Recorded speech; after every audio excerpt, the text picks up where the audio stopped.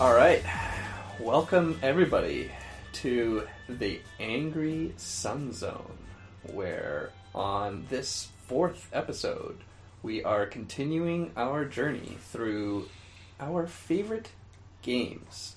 So last episode we covered, we started our list of our top 15 favorite games, and we made it through item 15 to 10 on our list. And 11. And now we go from 10 all down as far as we can go this episode. To 6. Yeah. To 6. So without further ado, welcome to the Angry Sun Zone. I'm Sean Hertig. I'm Santo, last name redacted. I'm Alex. That's enough. You don't need to know anymore. All right. Try looking Alex up. You'll never find him. His SEO is too good for a bridge. SEO is too good. That's right. All right. I guess I'll start us off today. Okay, so my number 10 is Paper Mario: The Thousand-Year Door. Nice. And okay, so specifically, I love the Paper Mario series. It's a great series with great humor, wonderful writing. Some entries are pretty solid RPGs, like Paper Mario: Thousand Year Door, which is why it's one of my favorite. Some of the other entries in the series are they try to break out of the mold into something more like a platformer or like with weird card-based stuff. But I love Thousand Year Door because it's got all the great humor and character and writing of the series. The graphics look great in it. Even today, I'd say it holds up pretty well. It plays it straight. Like, it's pretty much just an RPG with some action elements. And they're well executed. I think in theory, if you're good enough, you could probably tank the entire game without taking a single hit. Probably you're not good enough to do that, but it's possible. It's a challenge for any YouTubers out there, just beating the game without taking any damage ever. And so Paper Mario: The Thousand Year Door to me is just like it's everything. It's everything an RPG should be. You know, a fun story, great enemies, cool, like a cool world to explore, great writing. Very engaging battles. Like, I love it when the battles in an RPG have just nice interaction instead of just telling your characters to attack.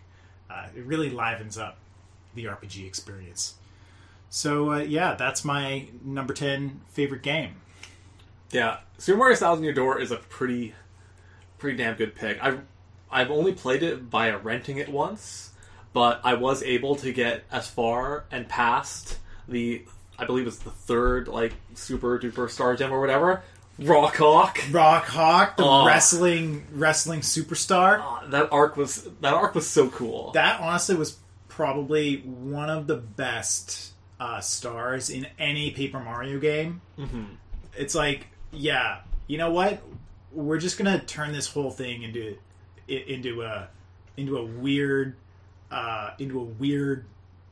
wrestling, like, tournament bracket thing. Yeah, like Coliseum type thing. Yeah, it was super cool concept and great flavor. Also, you got a badass Yoshi. Mm-hmm.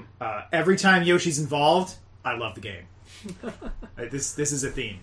You'll notice. And then, actually, that brings up another point that I really loved about Thousand Year Door specifically, is that they really livened up the game by having the different stars in the different kind of areas of the world be very different.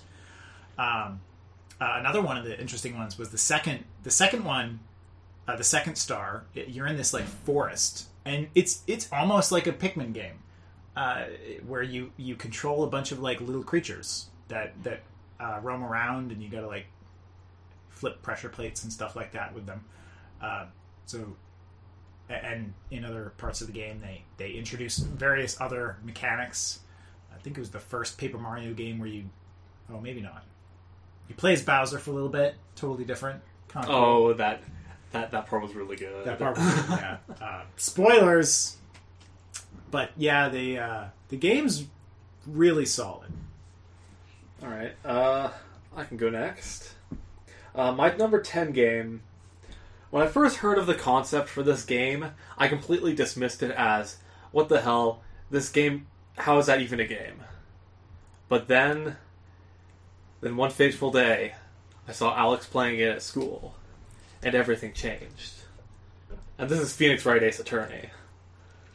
Like, a game where you play as a lawyer? What the hell? How is that even a game?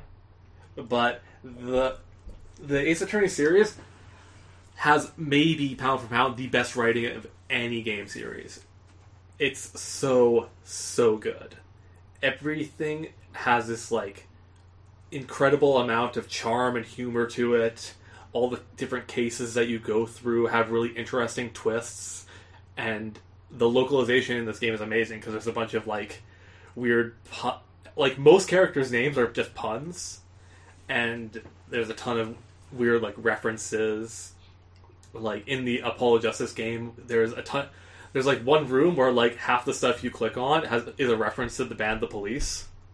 Yeah, yeah, it's very dense with references to pop culture and various other media.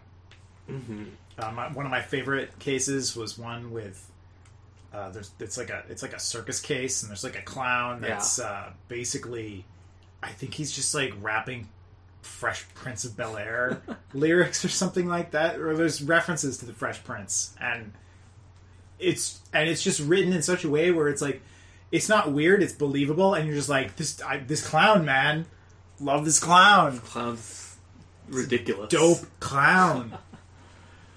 And wonderful writing. A testament to, I can't remember, there's this sort of like, not dispute, but sort of different schools of localizing games. Yes.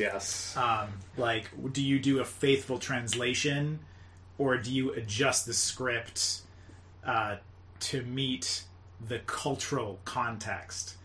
From what I've heard, the Phoenix Wright games in Japanese are completely, like, the writing is totally different.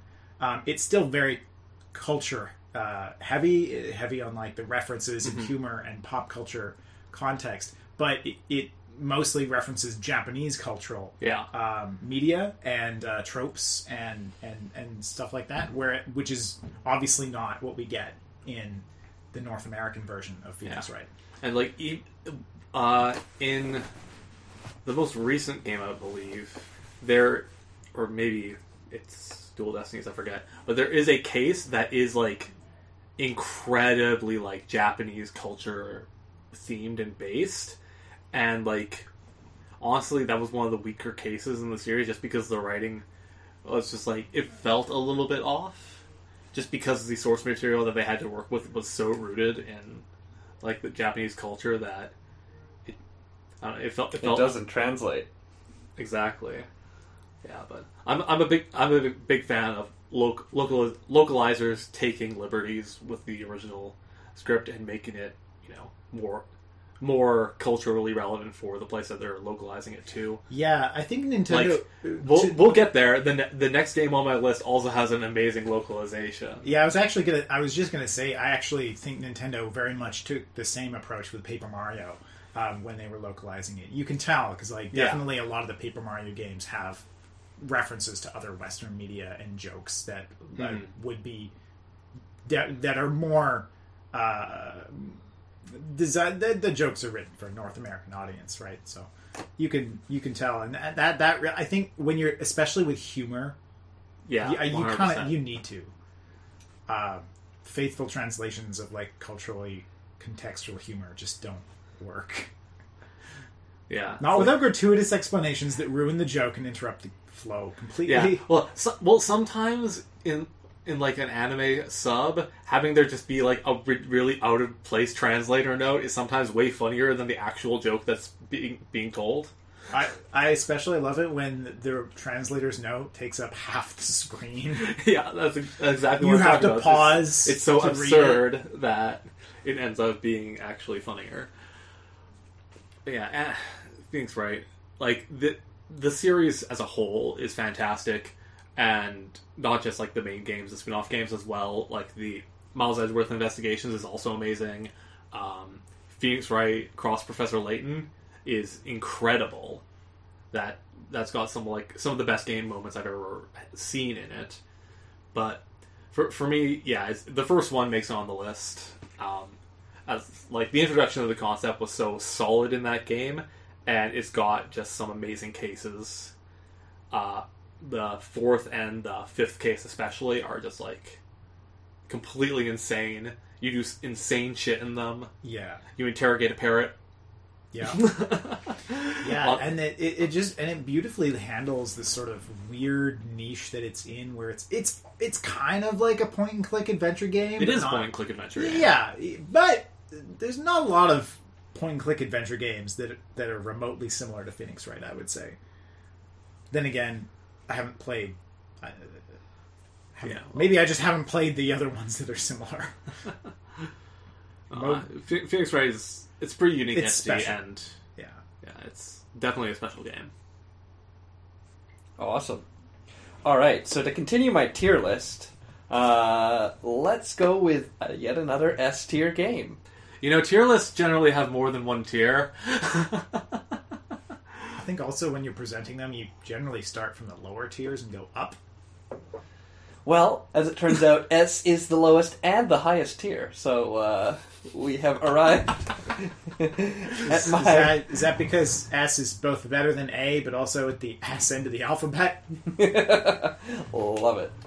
No, it's the Sean tier. The Sean tier. Yeah. Everything's in the Sean tier. It's his list. It's your list. All right, so this one is a little bit of an oddity because it's actually, from my understanding, a web-only game.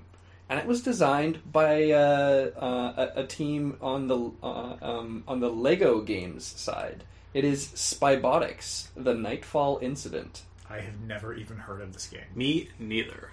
So this game came out with there was the Lego series of toys that actually had the programmable controller. Oh, okay. And so like this Mindstorms? Mindstorms is correct. And so this game was essentially a tie-in with the Mindstorms themed products. And so what it was is a hacking game, very similar to the game with Incognita, Invisible Ink. Yes. So the concept, I almost feel like Invisible Ink leaned very heavily on what was the Spybotics: The Nightfall Incident, and essentially the premise is you are a hacker navigating through cyberspace, and you go through a series of battles where you are progressing with pieces that you pick up and upgrade, and so you've got a series of programs, and these programs you can buy better ones on the market, and then you need to go ahead and attempt these levels, and beating the levels unlocks more of the play space in order to progress through each mission, and also opportunities to buy more things at the shop.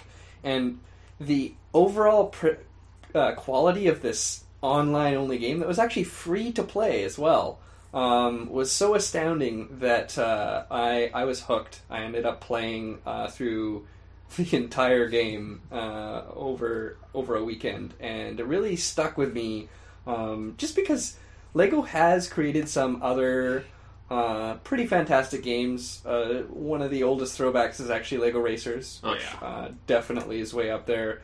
But this particular game really tickled the geek in me just for being... it was quite the engaging strategy game. Of all the strategy games that I've ever played, it felt pretty robust. Actually, very, very, very robust. And it was just a deep nostalgia dive back to LEGO without actually making LEGO the primary component of this game. Mm-hmm. Like, if you didn't realize that you were playing a LEGO game, you might not think of it in that way. But yeah, overall, top tier for me. So, like how long ago was this? Spybotics came out. I don't need necessarily an exact date. Just a ballpark, because like. Whew. It is from 2002. Yeah, so... And was made in Shockwave. Yeah, that's what I was going to bring up, because Flash is dead. So I wonder if that got archived anywhere. It probably did. They made a remake of it. Okay. And so that is available on itch.io, I believe. Oh, nice. And, so... If you can find it online or you're interested in it, definitely recommend to take a peek. There's multiple ways to approach a level. It's not a puzzle game. It's very much still a strategy game. Definitely a peak strategy game. That's cool, man. Yeah, honestly, some of the Lego video games have been surprisingly good over the years. Definitely. Like, another couple that just come to my mind, like Lego Racers, a very interesting kart racing game, because you could build your own car out of virtual Lego. Cool idea, and I also remember this one cave level had just banging music. Yes, you mentioned that on the very first episode. Did I seriously? Episode. Yes. Oh my. That's how good it is. That's how burned into my memory it is. I haven't even listened to it in so long. For all I know, it's terrible, and I've made a huge mistake. But the rose-tinted glasses are strong. Rose-tinted glasses, yeah. Another one I remember, actually, Lego Rock Raiders, which was a weird... It was a weird, like... Almost more of like a puzzle RTS kind of game. Puzzle RTS, okay. Or maybe it was more like... It was kind of like an RTS, but it was just like... Interesting. It was a weird RTS, basically. I can't think of any, like... I guess the only other Lego games I can think of nowadays are just the ones that are all... kind of like Lego Star Wars and stuff like that. That are more just like a simple... Yeah, like from all accounts, those are like great kids games. Yeah. It seemed like they were doing more interesting things back in the day. Well, I mean, that just goes back to... I don't know. Back in the day, there wasn't exactly like this... There was less of a tier of kids game and adult game. It was just... Here's a bunch of games... And if you hand this to a kid, then you're a bad person because a bunch of these games are hard as balls. It's like, here you go for Christmas. Ghosts and Goblins, have fun. Oh, yeah. Yeah. Alright, cool. Alright, so I just realized the number 9 on my tier list, actually we already talked about it last episode, it was Command & Conquer Red Alert 2. So if you'd like to hear our discussion about that game, go listen to last week's episode. And I'm just going to pass it off to Sando to do his number 9. Yeah, we didn't come up with a good way to handle duplicates before we started this process, so let's just wing it. No, we're winging it. Yeah, I could go to 8, but it feels weird for me to go to 8 and then you to do your 9, so we're doing it this way. That's very gracious of you to pass off your turn. Okay, so my number 9 is Final Fantasy VI.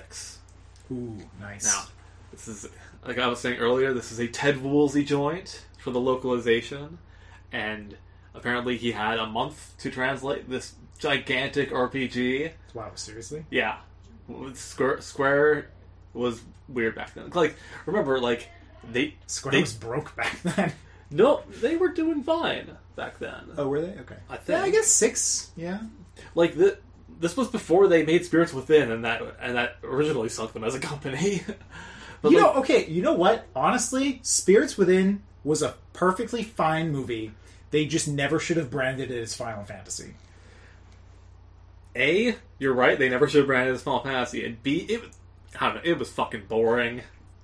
But maybe I was expecting. I didn't say I was expecting more from it. it wasn't like It looked amazing at the time, though. Yeah, they were doing some crazy shit. Yeah, some of the I mean, although it was a bit Uncanny Valley-ish, it was I mean, at the time. it was for the time cutting edge, and it looked cool. Honestly, like Yeah. That said, yeah, That said, it was the a pacing massive bomb. the pacing was bad. They- But it got way more hate than it should have. Yeah. They made their main production studio in Hawaii. Wait, what? Because it was halfway between the States and Japan. That makes sense, right? I like not really. That's like when the compromise that satisfies nobody. Yeah, that's when that's the like cutting the baby in half kind of compromise from King Solomon style. I think it was King Solomon. Yeah. Oh boy. Yeah, no, that's not a good compromise. Yeah. When you think about back then, Square didn't release Final Fantasy V or Final Fantasies 2 and 3 to the West, and apparently, Ted Woolsey mostly finished a Final Fantasy V translation before they just canceled the plans to bring it to the West. It was very strange, but Japanese business decisions, man. Yeah, that crazy Japanese business culture. I mean, never makes any sense. They released a much easier version of Final Fantasy IV in the States because they thought we were babies. To be fair, Nintendo did that with Super Mario Bros. 2, which in Japan was a totally different game. I've heard conflicting stories about that one, to where some, yes, that game is ridiculously hard compared to the original Super Mario Bros., but I've also heard the case that they thought it was a bit too similar to the first one, because it's basically a level pack. That they wanted to... It's totally they just didn't think it was the right game to release in the States. So they brought over fucking Doki Doki Panic and reskinned it. I mean, I do love the reskinned Doki Doki Panic. Yeah.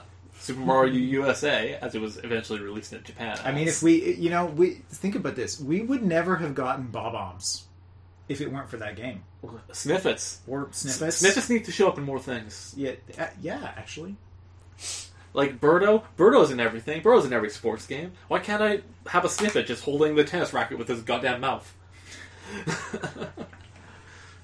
Yeah, special power, immune to Wario's farts. Love it. Or super affected by Wario's farts. I mean, it is a Sniffit. It sniffs. Yes, it sniffs. True. Either way, there needs to be Sniffit-fart interaction. There's still more characters in the Smash Fighter Pass. Oh dear. Sniffit has joined the battle. They put in a Piranha Plant. It wouldn't surprise me at this point. Yeah, that's a good point, actually. They did put in Piranha Plant. I love Piranha Plant. I hate Piranha Plant. That's why I love. Yeah. But, okay. Getting far... Let's reel in this tangent. Final Fantasy VI and why it's so amazing. So, this game, it has the equivalent of an ensemble cast for an RPG, is how I look at it. Because it's got so many different characters in it that each have their own backstory and stuff. There's 14 playable characters in it, which, I mean, I'm sure I'm not 100% jacked in on the RPGs of the time, but that has to be something that was unheard of at the time. It's all the other Final Fantasies had, your 4-character party or whatever, 5-character party, and Final Fantasy IV, you had a 5-character party, but you didn't choose who was in your party. That was always determined by the story. In this game, you could make a party of whoever the hell you wanted. Yeah, and then there was a bit of a reclassing system too with jobs, if I remember. No, that was 5. Oh, that was 5? So the main character building mechanic in this one was the Espers, where you gave each person an Esper and they got different stats when they leveled up, and over time they learned spells. Okay. So, you could focus on, your mage characters getting attack spells, maybe your more physical-based characters getting some more support spells that didn't really care about their magic stat. You could build your characters in every so which way. And it's one of the first games that just had a story that I was super invested in.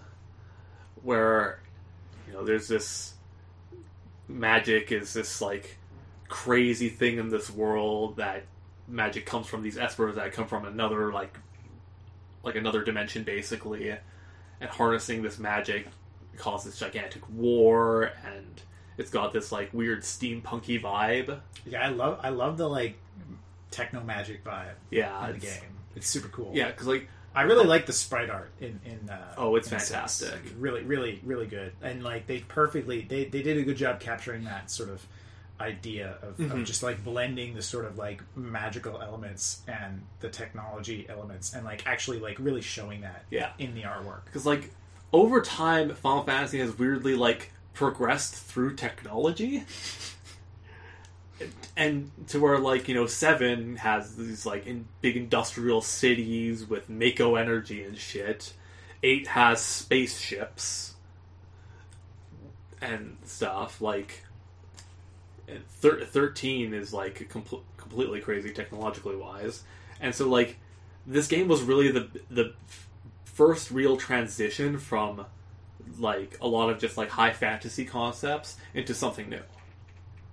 That I fully like when I think about the Final Fantasy vibe, the Final Fantasy world building that they do. Final Fantasy VI is the one that I think really did the best job first. And it's an old enough game, so I'll go into a little bit of spoilery stuff, but it's got my favorite villain in any game, Kefka. Kefka's the fucking best. Because he shows up early on as this, like, lieutenant whose sprite is just bouncing around the screen. He's literally a clown, like a jester type. He spouts off lines like "son of a submariner" and shit. And he's just like this kooky guy who you think is just like, oh, that's, this is, the recurring villain that you'll fight a few times before you get on to, like, the main shit. And then halfway through that game, he betrays the Emperor, takes all this, like, crazy magic power from these, like, 3 progenitor goddesses or whatever for himself, and literally destroys the world. Like, this is one of the very few examples where the villain wins. The villain actually accomplishes what they set out to do halfway through the game, where they completely destroy the world, pretty much. And, like, everybody's in these, like, derelict villages and shit. That some of them are completely destroyed. Some of them are just like don't know when they're going to be destroyed because this crazy clown jester who was experimented on as a kid is fucking batshit crazy and wants to blow everything up. And so the second half of the game is this really cool concept where you're going around the world just trying to recruit all the people that you like met up with in the first half of the game, the first world, and so that incredible shift in tone is also one of the things that I think makes this game just like a masterpiece in storytelling. And the last thing I'll say about it is the fucking soundtrack. The soundtrack is so good, and it's like inspired by opera. There's even an opera section in the game and it's incredible. Like, they tried so hard to make Ixness sound like an opera singer. And I respect the hell out of them for doing that. And the boss theme is a jam. The final boss theme, Dancing Mad, is just this like 12-minute long epic with multiple sections that builds up to the final like bit with Kefka, and it's absolutely incredible. Alright. Coming in for our next S-tier game is one with also an incredible soundtrack. Fez. Oh, okay. Oh, yeah. I forgot about that game. So, Fez is made by game maker, I believe his name is Phil Fish. Yes. And who is actually an interesting and controversial figure on his own. Now, the game that he created is incredible. Fez is similar to Mario, the side-scrolling Mario games. But the interesting thing is that it's mostly a platformer. And the gimmick that they have there is that it's actually a 3D world, and you can, with 2 buttons on your controller, you can actually change or rotate the entire world 90 degrees in order to continue moving in your 2D fashion within this 3D world. And so many levels have puzzles which require you to conceptualize and navigate through this 3D esque space in 2D. And one of the other amazing things about it is that over time there's a lot of lore in this game and a lot of secrets. And you can actually find these secrets out on your own. When I was playing through it, I kind of had a mini journal to document the interesting and weird things that I found. Some of them were pretty hard to solve, and me being the spoiler-loving guy that I am, I went online to figure out more of it and just got to enjoy as well the community there of people who figured it out. And what really kind of blew me away also was just the atmosphere, which is partly from its graphics. Very, very simple graphics, but as you're moving from level to level, there's a kind of cohesive theme to this world building that they do, where you really get a sense of this world, even though you're pretty much navigating essentially alone to try and figure it out. And the music, my goodness, the music, I can't speak highly enough about it. Sometimes I'll listen to it late at night when I'm wanting to just relax and kind of get into a zen state. And it's made by, I'm now trying to remember who makes the music for Fez. They're actually... it might be more than one person. It is Disasterpiece. Oh yeah, Disasterpiece. And Disasterpiece makes actually quite a bit of video game music. A lot of chiptune style, as I recall. Yeah. And so their soundtrack, what's interesting is that if you listen to this soundtrack by itself, it really does make you feel like you're going on a journey from the beginning of the soundtrack to the end. And that theme actually carries you through the levels that you're going through. You really get a sense of place in the story arc of your journey from the beginning to the end of the game. Or at least that's the perception that I had. But yeah, definitely one of the top games that crossed my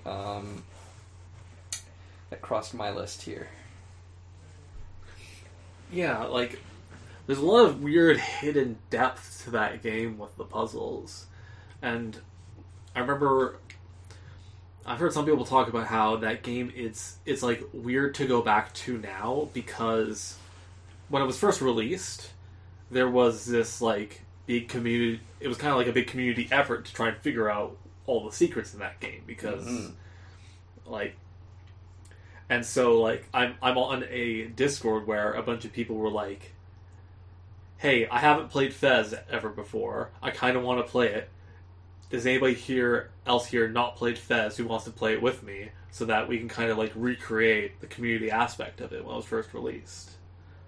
That sounds pretty cool. Yeah, so it's really interesting concepts in that game. Oh, yeah.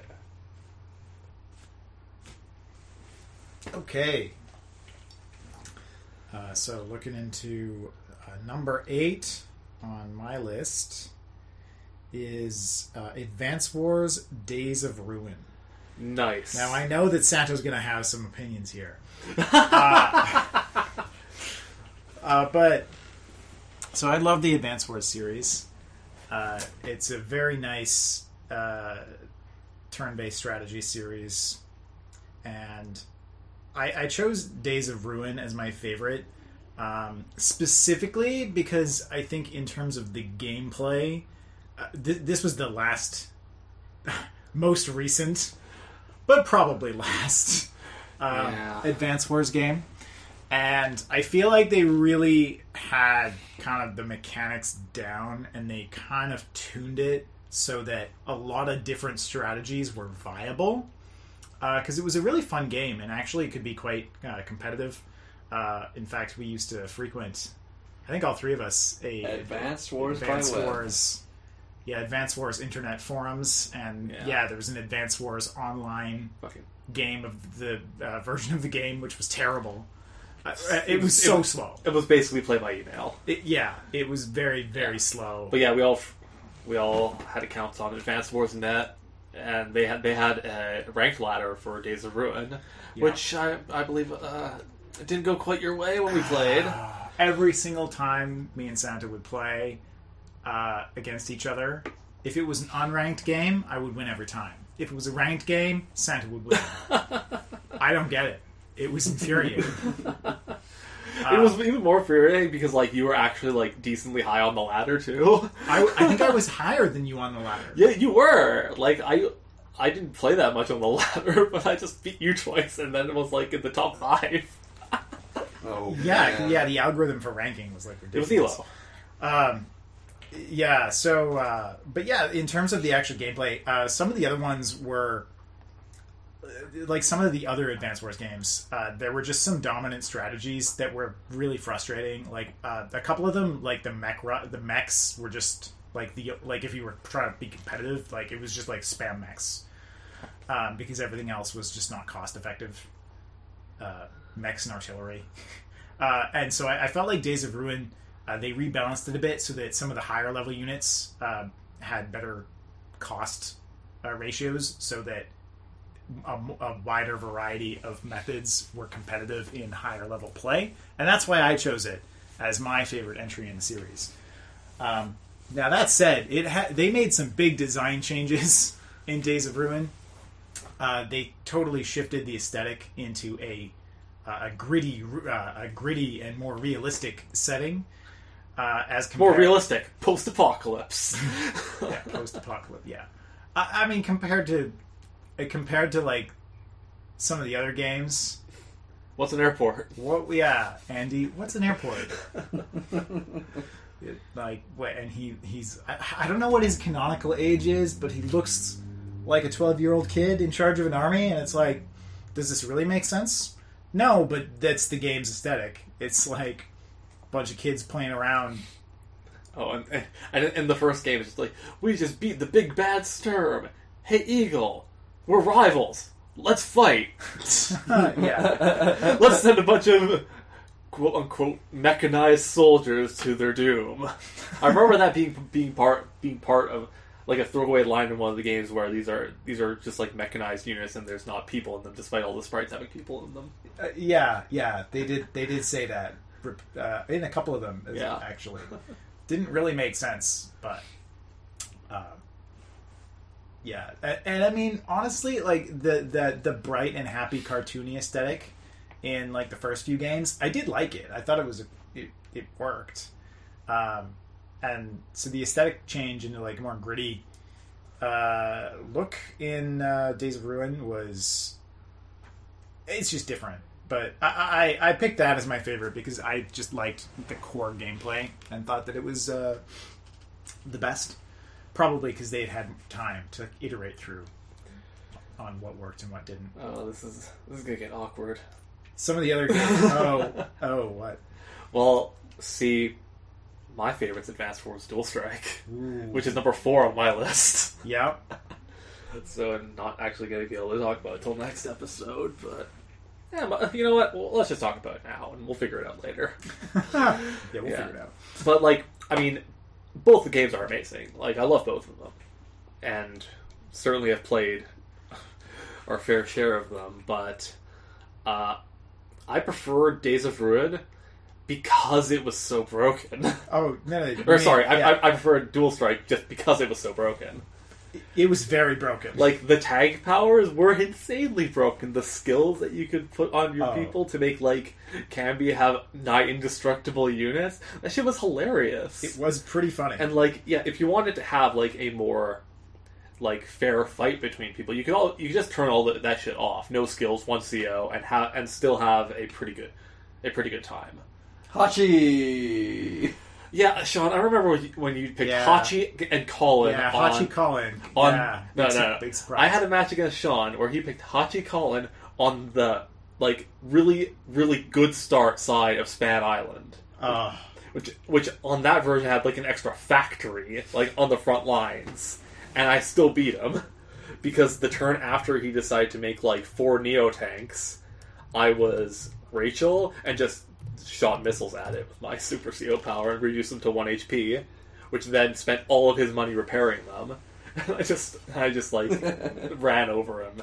He was just "Oh, you spent all of your money? I'm going to delete all of what you just spent."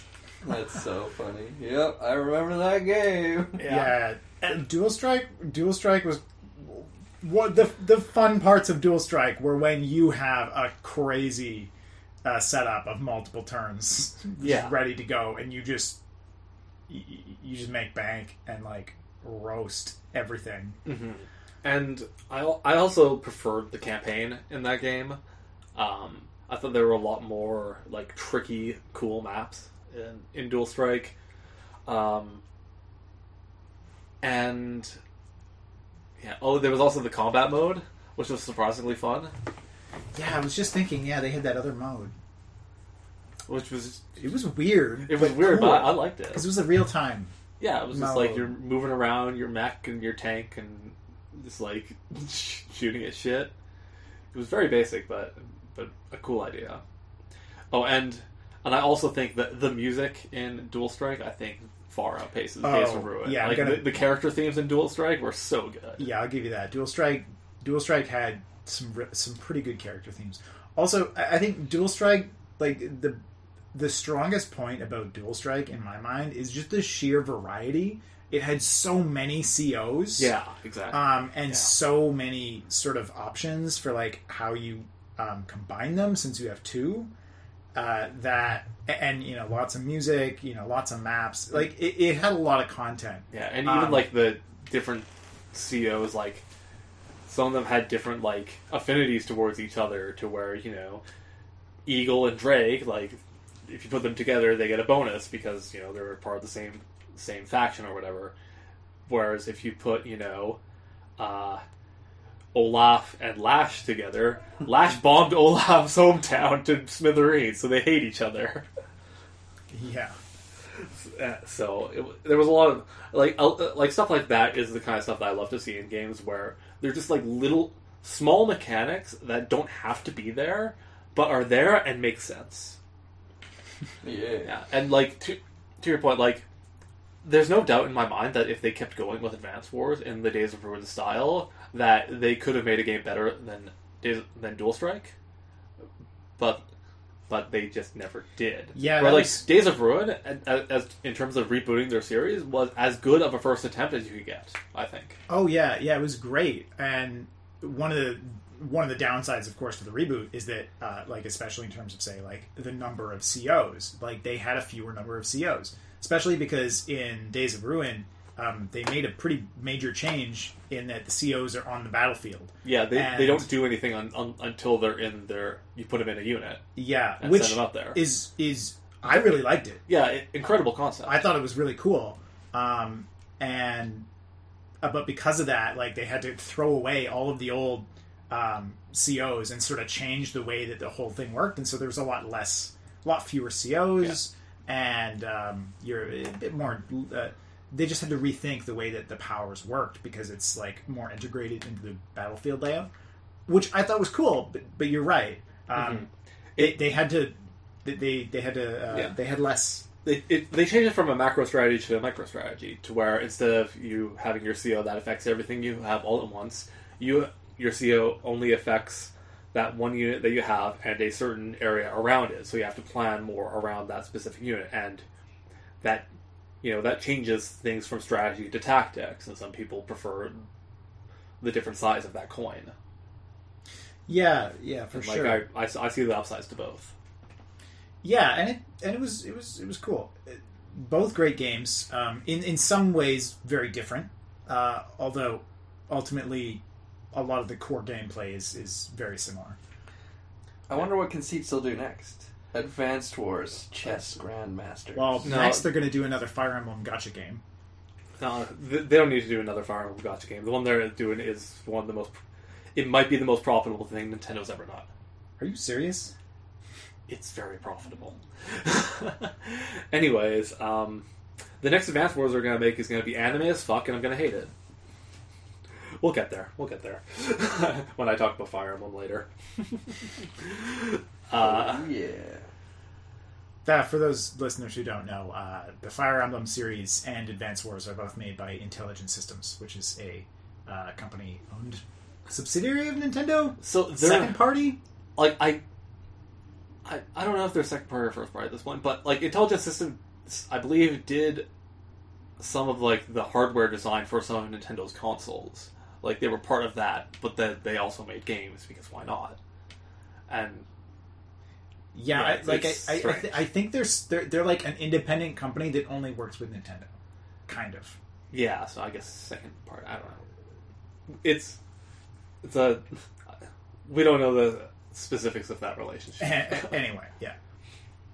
Advance Wars is awesome. It's awesome, yeah. I'm very sad that Nintendo seems to have decided that the series is not worthy of further entries. Well, there was an interview with one of the directors on one of the new Fire Emblem games where they were asked about Advance Wars, and they said that they didn't really want to bring it back without incorporating some of the things that they think has made the new Fire Emblem game so successful. And one of which is like having more like character interaction on the battlefield, between characters, which 100% isn't what Advance Wars is about. Advance Wars is all about every single unit you make is disposable. Even in Days of Ruin, when you put your CO into a tank and it gets blown up, you can just put them in another tank the next turn. Yeah. So, whereas like armor in Fire Emblem, yeah, sure, you can have more character interaction between them because each unit that you're controlling is a unique entity with a name and a personality. Yeah. It makes sense for Fire Emblem because it's a totally different game. Yeah, they're both turn-based strategies, but Fire Emblem is it's like the pre-deployed maps in an Advance Wars game. Like but also like it's the same characters. It's an RPG. It's a tactical RPG. Yeah, whereas the other one's Advance Wars is turn-based strategy. Yeah, Advance Wars is not an RPG. It's a turn-based strategy where you build units like on the field, and it's a bit more. There's like resource considerations and stuff like that. It's a very different concept. Yeah. So I don't know why they think that their relationship mechanics would be just a terrible addition. Love can't bloom out at Battlefield. Everybody knows that. All right. Well, I think we can move on from Advance Wars, and I guess I'll be talking for a bit more as I bring you my number 8 game. Now, something I don't think I've mentioned in these podcasts is that I originally wanted to make games. I wanted to be a game programmer. So I went to school, I got a game programming degree, and my career path didn't necessarily turn out that way for making video games. I do structural engineering software now.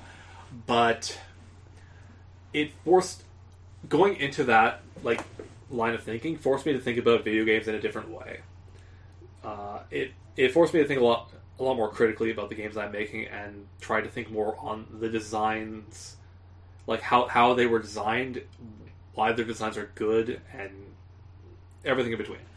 So my number 8 is The Witness, and I think anybody who cares one iota about game design needs to play this game because it's a puzzle game where all the puzzles are on these panels, and every single puzzle has the exact same quote unquote mechanics to it, where you draw a line. You just draw a line on this panel, and there's a bunch of different things on the panel that have different pieces of logic that you interact with to try and come up with the correct solution. Now, what makes this game so incredible is that there's no written text in it. None at all. To where you need to figure out as a player how the mechanics of all of these different puzzles work, and there's hundreds of puzzles with, maybe like 20 unique mechanics or something crazy between them. So just how the puzzles are laid out for the user to discover, because the game takes place on a big open island where you can go like almost anywhere on the island right from the get-go. So to be able to show the user all these different puzzle types and all these different mechanics in a way that makes sense to how the user, learns how to solve them is an incredible feat. To where, like, just the placement of things, where you go out of this gate and then you'll see some panels on the left that are a slight evolution of the mechanics you just learned.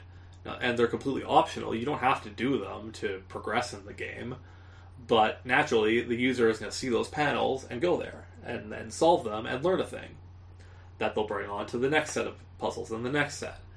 And some of the puzzle mechanics in this game I've also never seen in any other game. There's a section called the Quarry, which has just like, when I got there, my mind was blown. I put down the controller and took a walk, because the mechanic they introduced to the puzzles was so revolutionary. I've never seen it before, and just it pretty much as literally as you could get blew my mind. And there's a ton of like really interesting puzzles with color and perspective as well. I finished every single panel in that game that I know of, at least. Maybe there's some hidden stuff, but I did all the hidden stuff that you can get achievements for, so maybe there's new hidden things. And there's another part of the game that I'm not going to spoil. Everybody should go play The Witness. That also completely blew my mind. And everybody who's played it, you'll know it when you see it. Wink, wink. Yeah, what I really loved about The Witness is just like the whole. It's really just the presentation. Yeah, and it's how the presentation supports the learning of the player, and like how it's a calming game.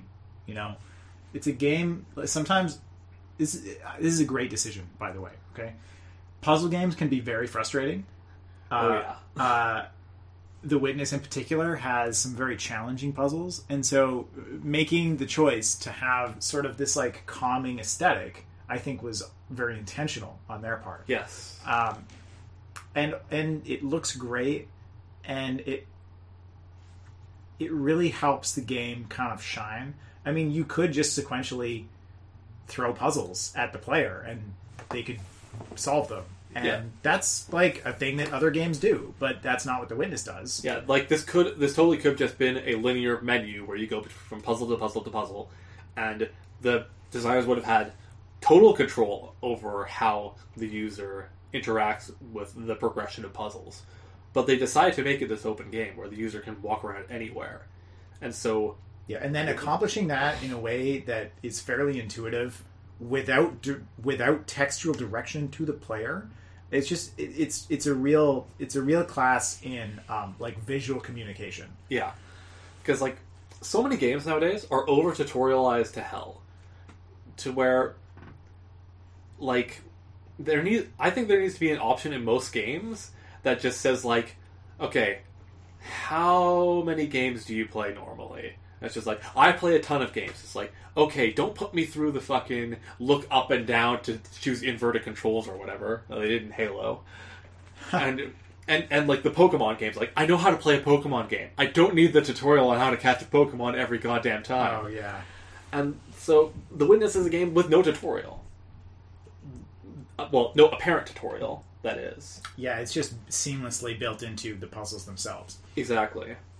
Yeah, it reminds me, in some ways, very much of some of the things they did with the Portal games, where, and Valve is meticulous with this stuff. I love, if you have played any Valve games, I highly recommend doing the audio walkthrough narration. The commentary? Or commentary, the commentary. Because it really shines, especially if you're interested in this stuff, like game design stuff, because they walk through the whole process, and their whole concept is like showing the player and giving little hints and they do it so seamlessly. They guide the player so seamlessly that the players I did not even know that I was being shown how to solve the puzzles, but I was.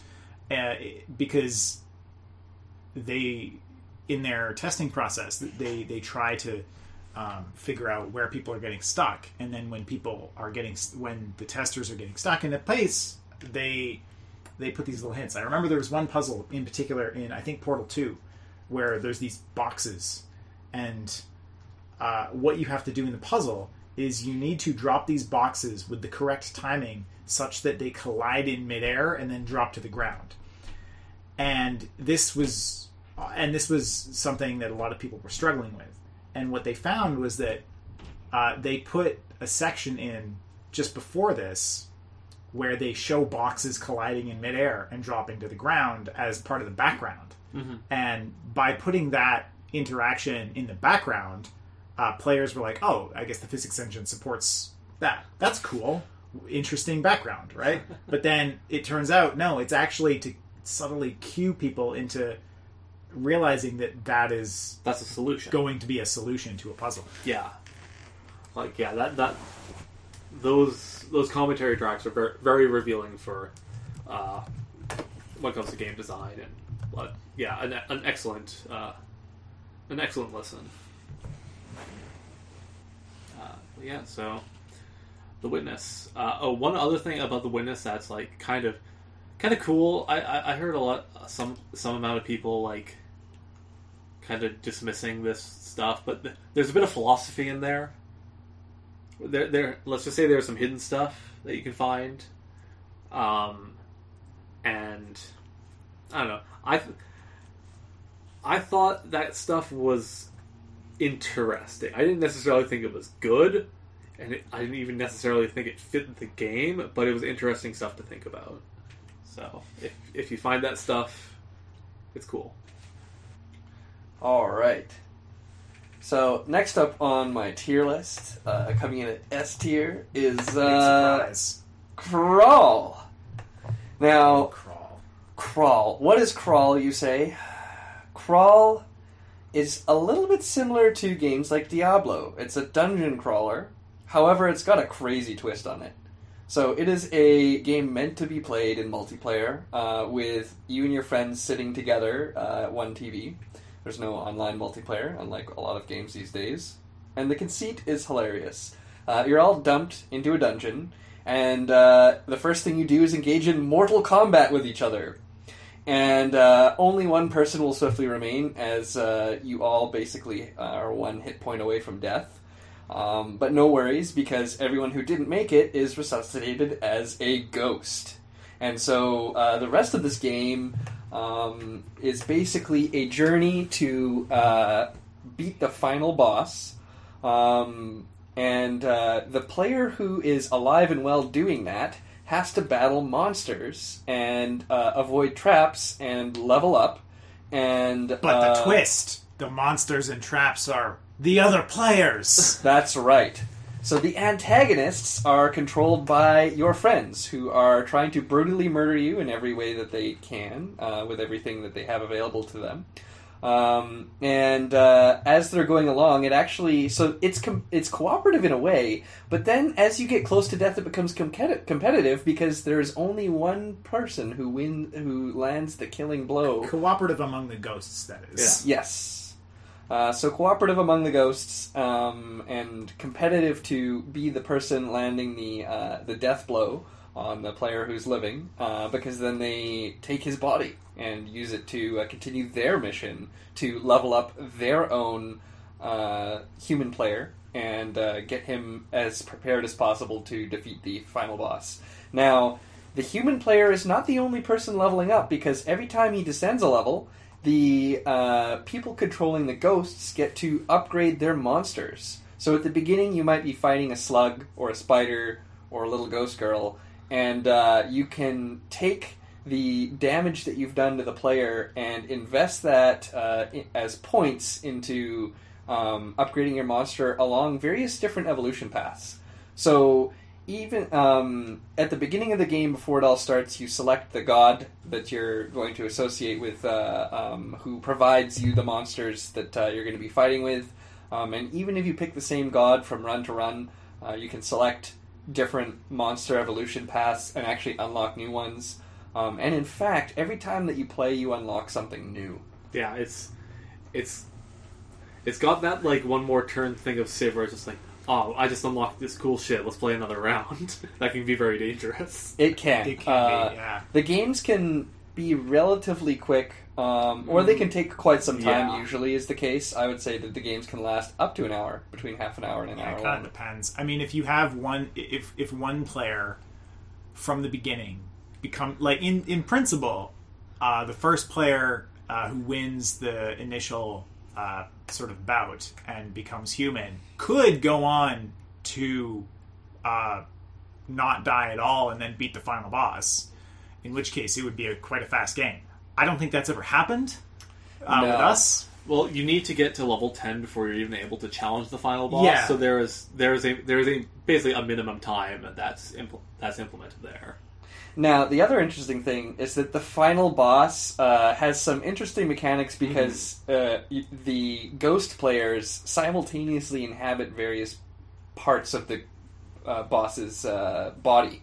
And so sometimes it'll be a three-headed dragon, other times it'll be a monster rising out of a lake, other times it'll be this Aztec-style idol whose limbs are popping up wildly out of the ground and who can turn you into a chicken at a moment's notice. It's honestly it's very fun, and it's also just the dynamic of the game where at times it's very competitive, or it's got the competitive streak all throughout it, but yet there's an element of cooperation, and yet there's that feeling that, at any moment, although you've been working together with your friends, that you're going to still need to be the one to land the killing blow in order to rise up. There's the character building. You need to build a character that can beat the final boss and also repel these terrible attempts from your friends to murder you. It's great. It's definitely one of the more unique games out there, and if there was ever a mod that did something like that with Diablo, I would no doubt slap the button and install that mod quicker than you can sling mud. Yeah, the thing I think about Crawl that really... It's a successful experiment in a very interesting and dynamic asymmetric multiplayer concept. I love asymmetric multiplayer in general, especially when it's when it's not one-sided, and I feel like Crawl does a pretty good job of not being, especially because it's dynamic, because you're switching out essentially the roles. Yeah, because it's 1 versus 3 basically, but the one player is always changing depending on who kills the alive adventurer, and what you end up with is just this really cool asymmetric multiplayer game that actually goes for a while, because a lot of asymmetric multiplayer game concepts are I'd say fairly limited in terms of their overall kind of depth and like sort of time. Yeah, and like which can be fun, especially as a party game.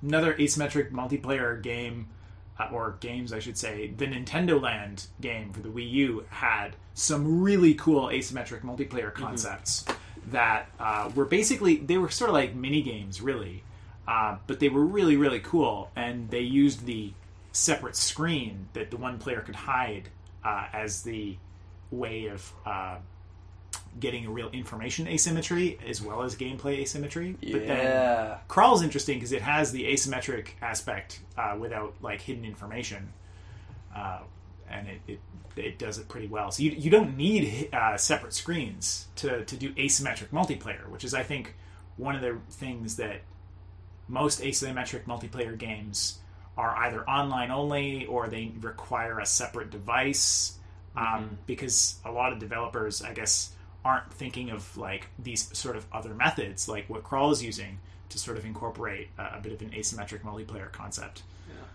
I think it's an underexplored area, And in particular, I still am very upset that all of those really, really super fun party games in Nintendo Land never really got expanded upon by anyone. Not Nintendo, not other developers trying to copy Nintendo. Just like no one did anything. It was like, oh, you mean Nintendo put out some kind of hardware thing that nobody else did anything with, including them?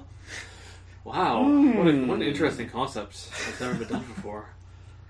But one other thing I want to bring up about crawl and asymmetric gaming is that there's definitely a trend with asymmetric multiplayer where each role that there is, some people can prefer one role to another, and that can really mess up the dynamic of a group trying to play a game. But the way crawl does it is that when you're controlling the player, or you're controlling these monsters, the controls you have are largely the same.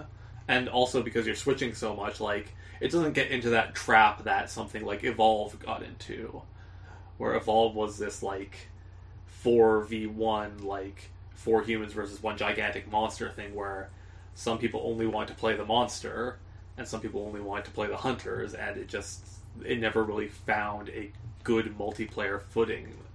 And I think that was largely one of the problems with it.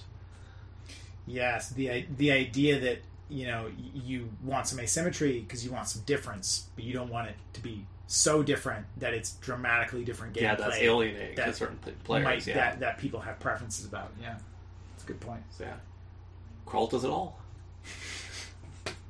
Yep, Crawl does it all. It sounds like a slogan for something.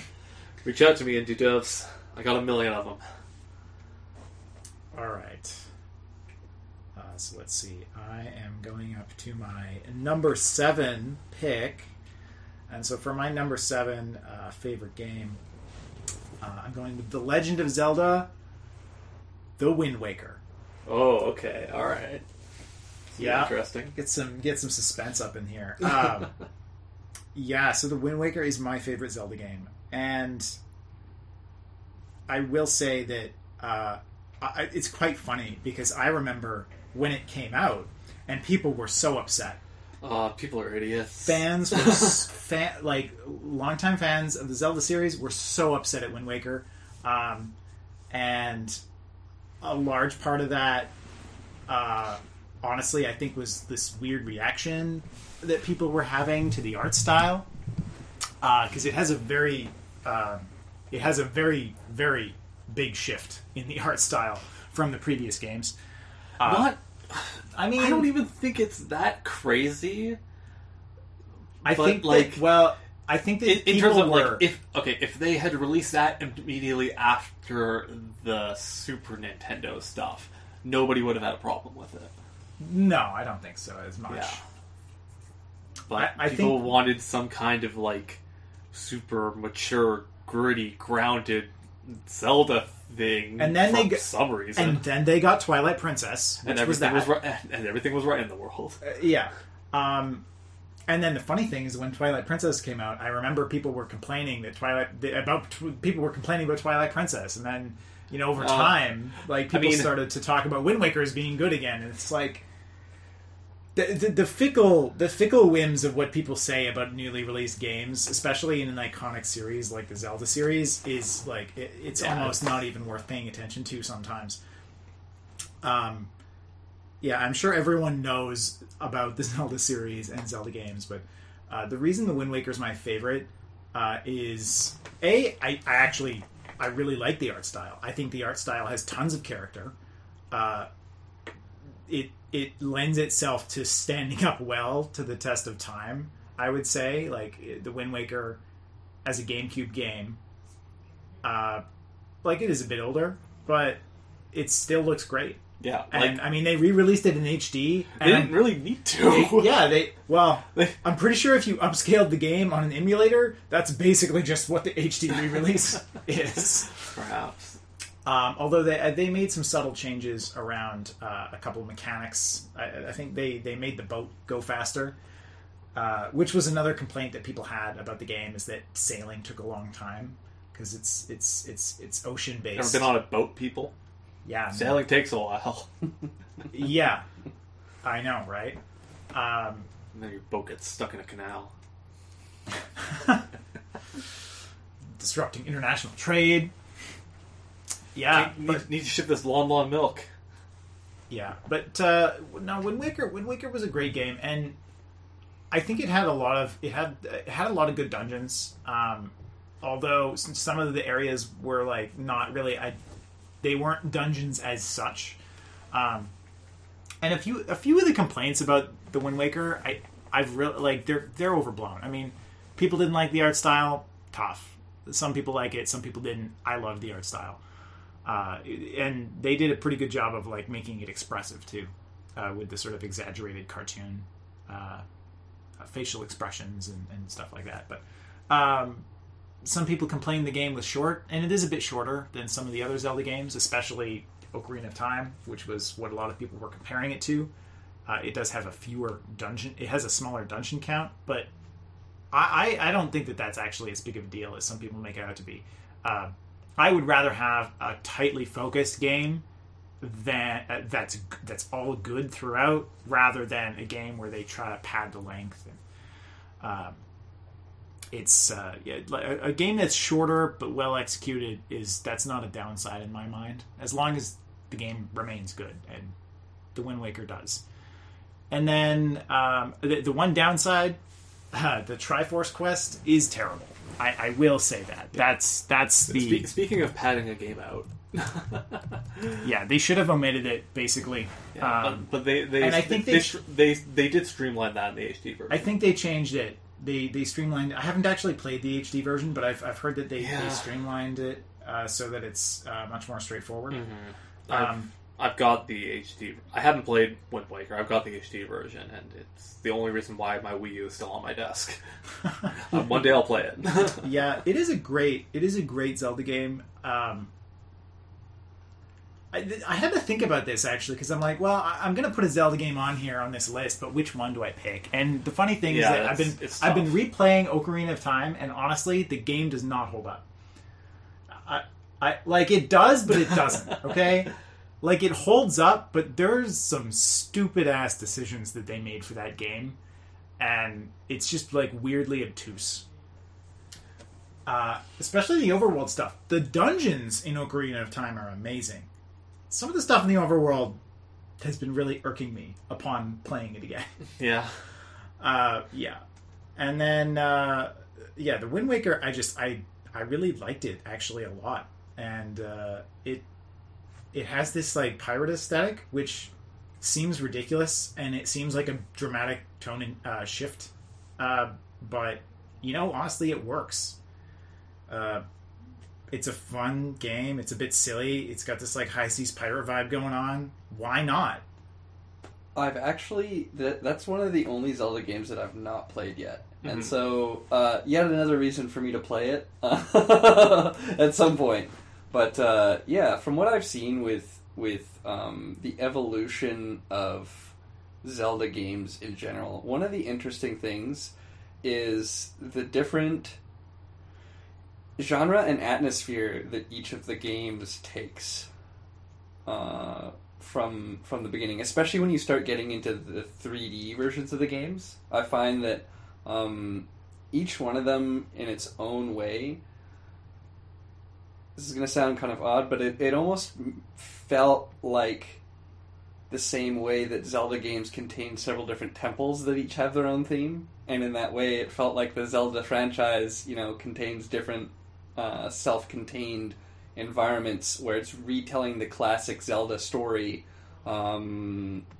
with these new bents. So, for example, with Twilight Princess and the Shadow Realm, versus the dark and bleary future versus the innocent youth past in Ocarina of Time. I felt like there was such depth to all of these these worlds that were built that have real themes behind them. Some themes which back when I was playing those games I was not yet mature enough to understand them, and so revisiting them I can appreciate even more. They're not just telling a story. There's so much design and purpose built into everything from the art style to the music to the world tells the story in those games, not the plot. Yeah, very much so. I don't know how much I have this pet theory that I want to get into, but we might have to save it for another podcast. We should. Yeah. Okay. That's suspense. It's going to be too. You got to keep listening to this podcast if you want to hear that. Yeah. Alex's Zelda theory. Yeah. I have an overarching theory of like what the Zelda series, what Nintendo is doing with the Zelda series, and like why the cultural context explains the differences in thematic content between the various games. And I think that it's going to be long enough that it's going to need its own episode. All right. Look forward to that. There we go. Okay. So, my number... What are we on? 7 now? 7. Okay. So, one thing that I guess we didn't say at the very beginning of this is the obvious disclaimer that these are our favorite games. These aren't the best games. You're probably going to disagree with a lot of what we're saying. You probably haven't even played or heard of my number 2 on my list, for example, when we get there. But also, a couple of... I think we basically made the decision to... basically, with franchises, kind of only pick one entry. That's... No. No? Okay, well... I was trying to do that to keep the list more interesting. Yeah. Because it's like, I could fill the list with a bunch of Zelda games, but then we're just talking about Zelda. And we can make a Zelda episode for that. But 5 Final Fantasy games later. Not that many. Anyways, the point I'm trying to get here is that there is a distinction between somebody's favorite game and a game that they might objectively think is like the best game or whatever. A lot of my favorite games have flaws, except for this one. My number 7 is Transistor, and I firmly believe that this is a perfect game. Every single piece of this game is absolutely masterclass. I have 0 flaws with this game. I don't have a single nitpick that I can say about this game. Like, the number 1 game on my list, I could talk at length for maybe, 15 minutes, half an hour on everything that's wrong with it. I can't say a single thing that I think is wrong with Transistor. And this is made by the absolute geniuses at Supergiant Games, who I think is one of the most impressive studios currently running. Every single piece of their game feels handcrafted and intentional in a way that other games sometimes feel like they were just designed by committee. Yeah, Supergiant, I feel like Supergiant is really bringing the art and life into their games. You can really tell that they care with every game they put out, and I swear their games just keep getting better. I haven't played Hades, but Transistor is a standout. Yeah, and they do so many interesting things with it. Now, one of the things that a lot of Supergiant games do is that they have such a breadth of customization on how you play the game. And this is one of the things that I love the most about games, is playing it in a way that feels unique to me. Even if it's not, even if a bunch of other people also play the exact same style as I do. With Transistor, I discovered the style that I want to play it, and I played it that way for a little bit. But because the game had so many options and so many different ways that you could approach combat encounters, and I actually ended up switching what abilities I was using constantly. And one of the reasons for that is they're geniuses. They're so goddamn smart. To where in Bastion as well, this happened. Where in Bastion, the first time you find a weapon, you pick up that weapon and you can only hold 2 weapons, so you give up one of the weapons that you have. So you're forced to use this new weapon. Now, a lot of games, people can get locked into one certain style of playing and not experiment with the breadth of options that are in the game. And if as a designer, you don't incentivize people to try out new things, they might just not do that, and they might not like your game because the one style of play that they have chosen to do doesn't quite work for a section of your game, for example, and they just get bored or it's too hard or something like that. In Transistor, they lock a lot of the world building lore behind these different like text log entries that you get for using these different abilities in your different slots. Like you have your weapon slot, then you have like a modifier slot and a secondary modifier slot on your... Like you have a modifier slot on your weapons, and then you have just a general modifier slot that might change like your HP or global bonuses. Yeah, global bonuses. And so it's such a brilliant system that made me want to experiment with everything. Yeah, especially because the world building in Transistor is so beautifully done. Anyway, it's got a very interesting setting that, when you're thrust into it, honestly, is very confusing. Yeah, they cold open. Yeah, it's the game where your sword is talking to you, talking about how you lost your voice, and you're like, why is this sword talking? Why is losing your voice such an important thing for your character? And it's hard to say. How... Shut up. How did this happen? What are the consequences? What's going on in this world? And so they dole out that world building so deliberately because there's different checkpoints, and you unlock the lore entries by using a certain ability in a certain slot between a checkpoint. So once you get to a new checkpoint, you have new lore entries. You can find out a little bit more about all these different like personalities that are in this world, and like this whole Illuminati shit that's going on. Oh. Yeah,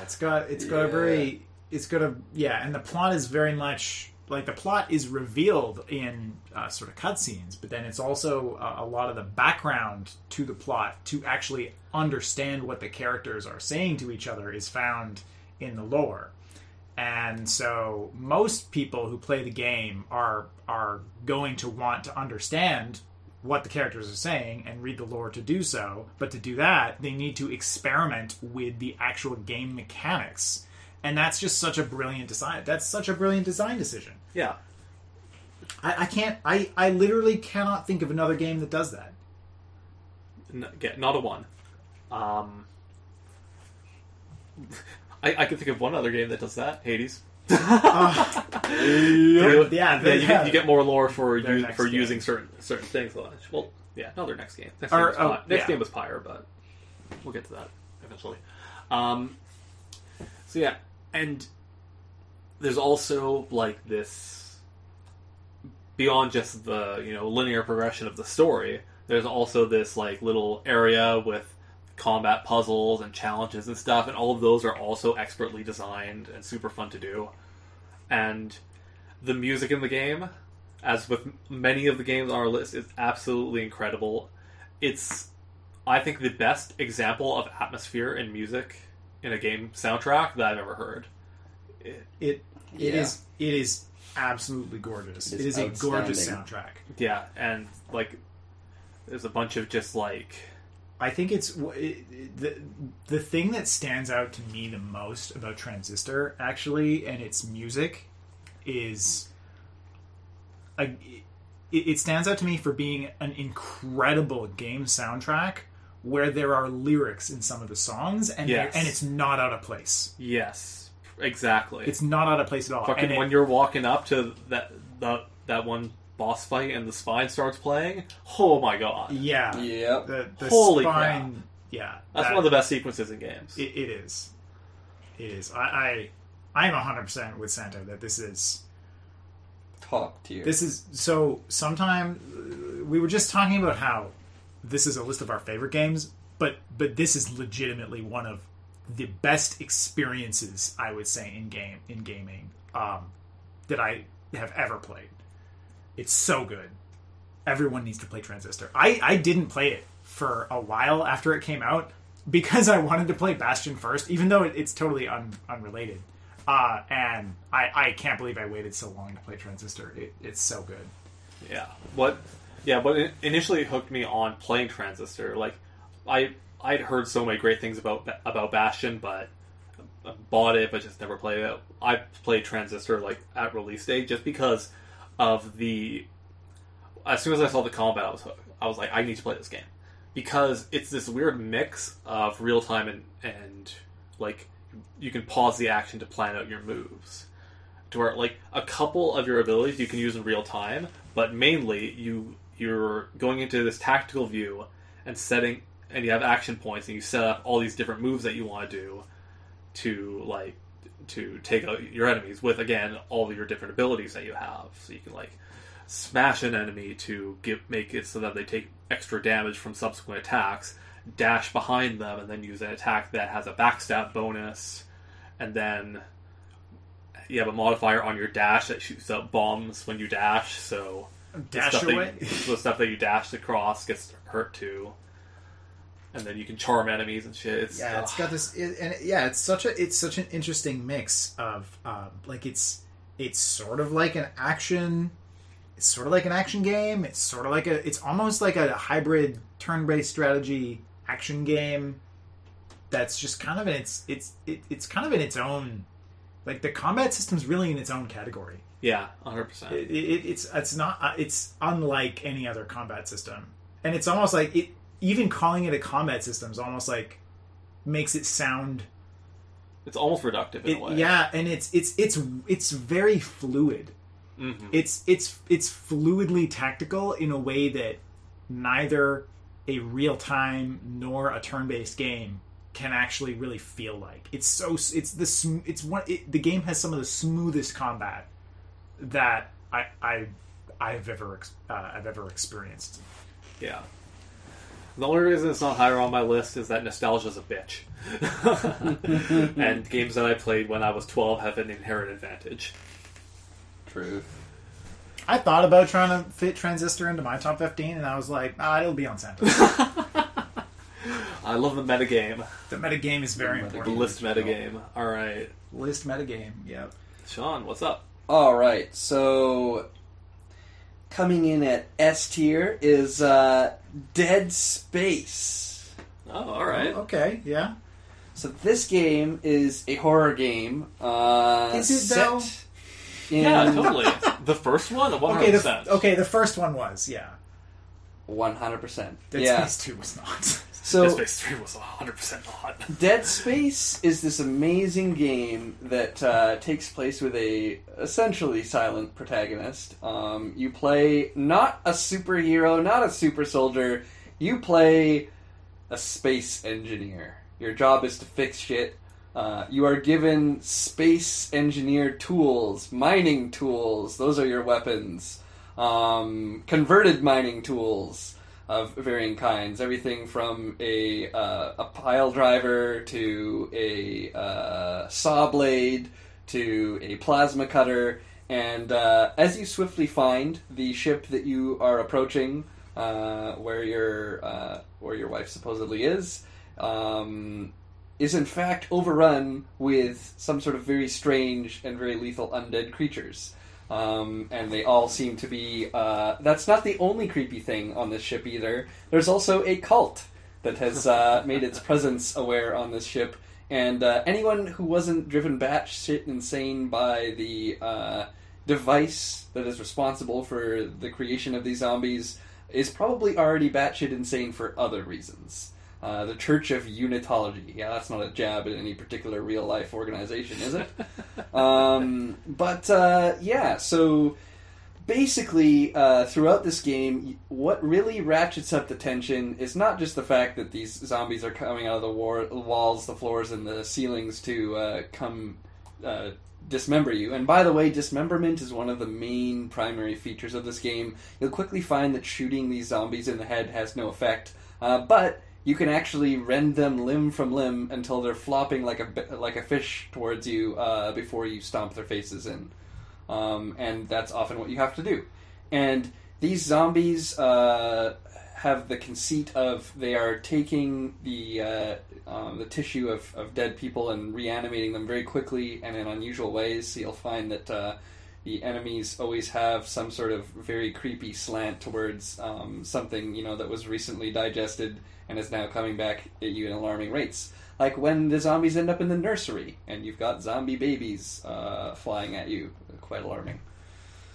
But in any case, I would say that it's the atmosphere as well plays really heavily into this, in the sense that when you go into outer space, you actually don't hear anything.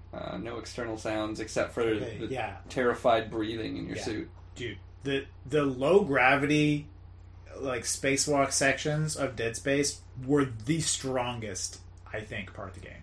Oh yeah. They were very cool. And then, all throughout the way, being the engineer that you are, you're good at upgrading things. And so you have the ability over time to gather resources, which are your in-game currency, to be able to modify your weapons. And so as you find out which weapons you prefer using, you can actually basically go down the technology tree on those weapons and enhance them so that they go from, for example, the lowly plasma cutter weapon at the beginning of the game. If you fully upgrade that in your tech tree, you have an amazing weapon for the end of the game that feels like a very competent sidearm.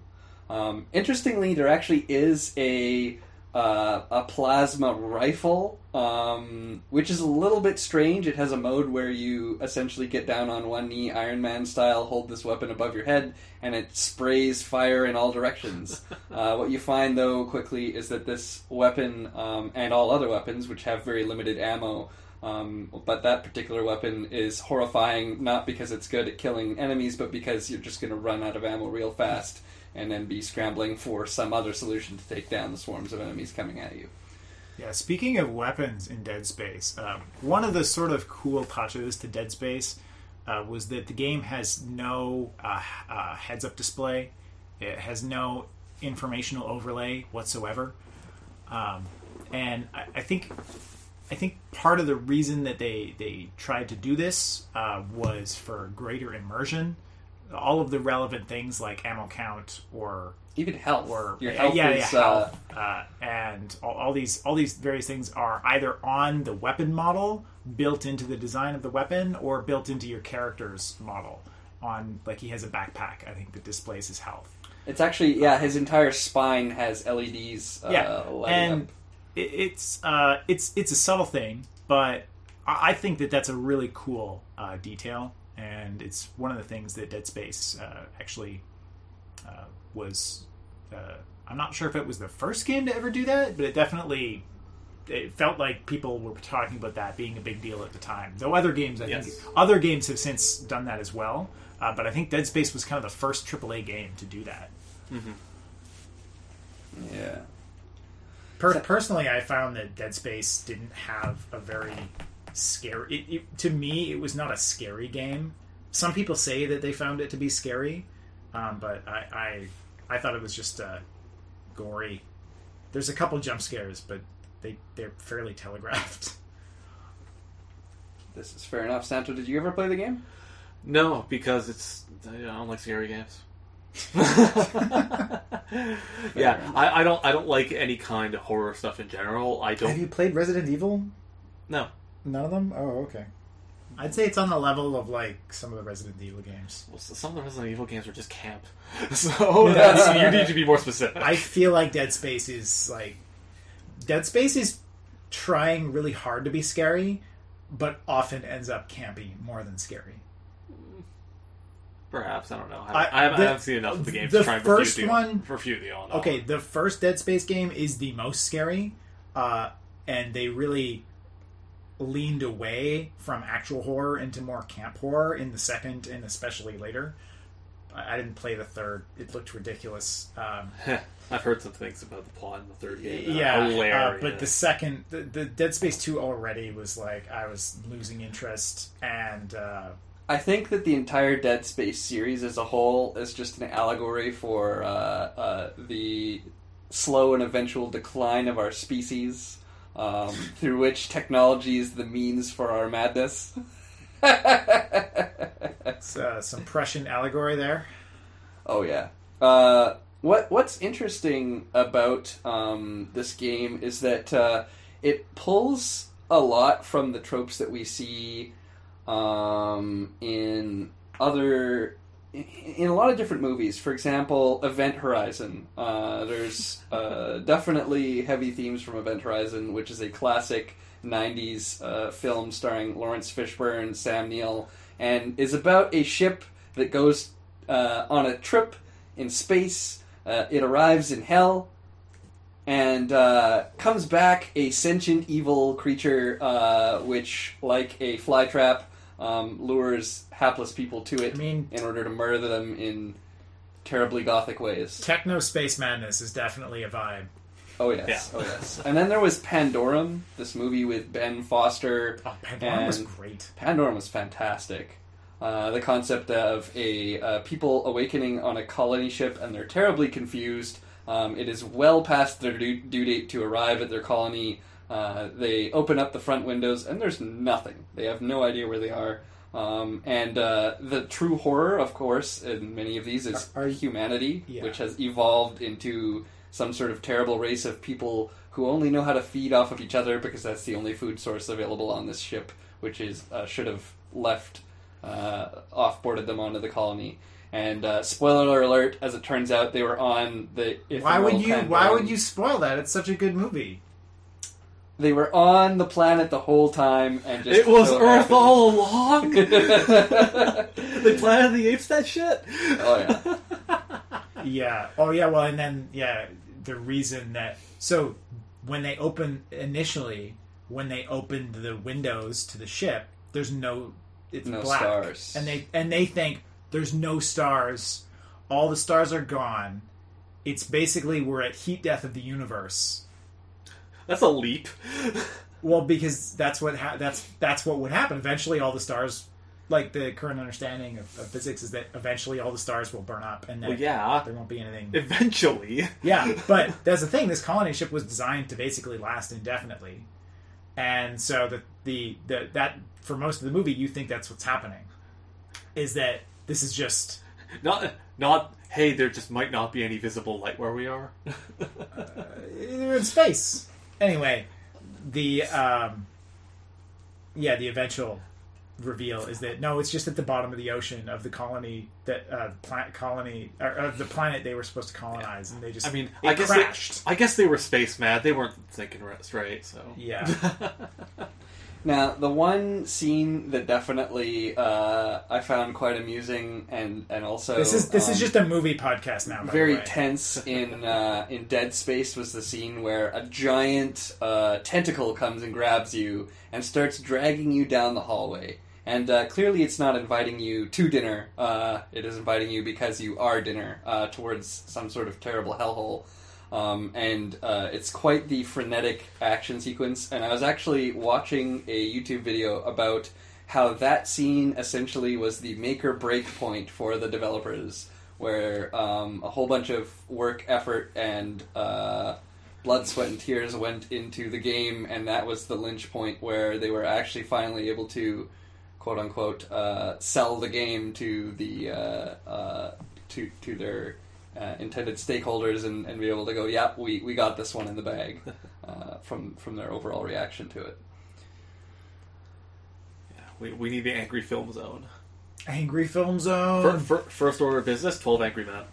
Oh yeah. All right. Number 6. The last one of the number episode. 6. So my number 6, actually, we also did last episode. It was Super Smash Bros. Brawl.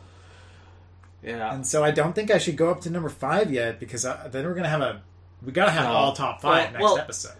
Something that I think we did miss out a little bit is that we didn't really talk about what makes Smash Bros. So special to us. Besides the nostalgia of it being an old game. Yeah. And well, also, I mean, they're not all old. There's one that's pretty recent. We started with the original Smash Bros. Yes, I remember, in grade 7, when I came over to your house and we played some fucking Smash. Yeah, and I think part of what made that game so great was actually just bringing together all the characters from the different Nintendo franchises and being able to beat the shit out of your friends with them. And that's the gimmick, right? Yeah, that's the whole thing. Well, what initially drew me to the Smash Bros. Games was the sheer chaos of them. Yeah. With all these stages, with all this crap going on, all these items, and all these special effects, it's just...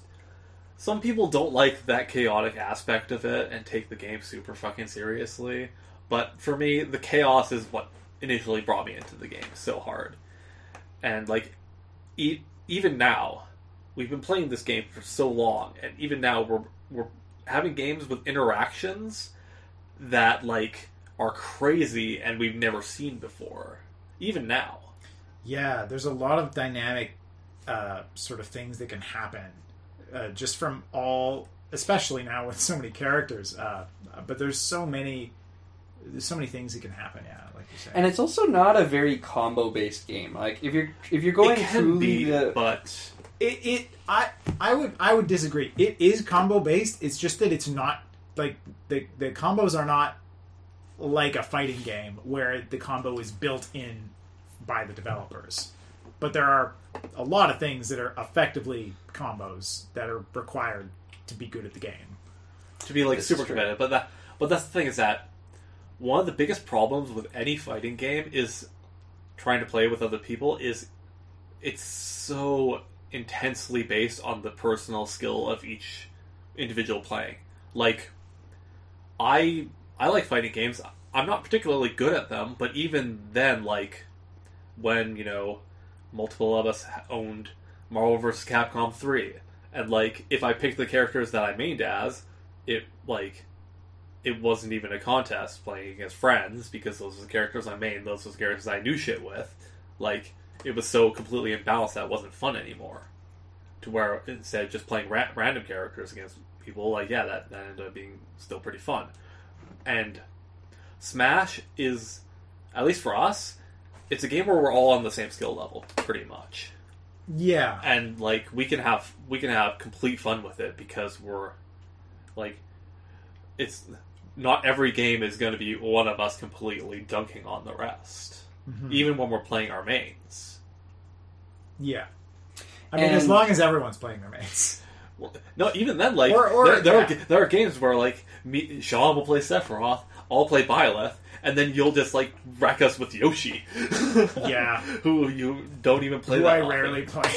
Or sometimes I'll pick Olimar on a laugh and get 7 KOs. That was ridiculous. Every KO in the match except for one. I don't understand. And that's the other thing about Smash, is that there's so many moments, and thank goodness they actually have a recorder. There's caveats to using that recorder, but there are some legendary moments that have been captured on film in that game. And the caveat there is that you have to convert it from the format that it's in into a format that endures the updates. Yeah, because they're initially saved as just a sequence of actions, pretty much, and then to feed into the game engine, which recreates everything. And so you actually have to convert to video so that they will survive the great patch.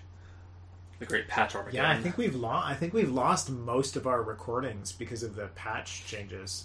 Yeah, which is a shame. It's very yeah. Oh well. They should really have given you a warning to, like, export the replays. They should have given you an option to export the replays before the update. That's what I just said. Yeah, but the problem with that is, well, the game automatically patches itself, right? Yeah. In rest mode or whatever, I don't know.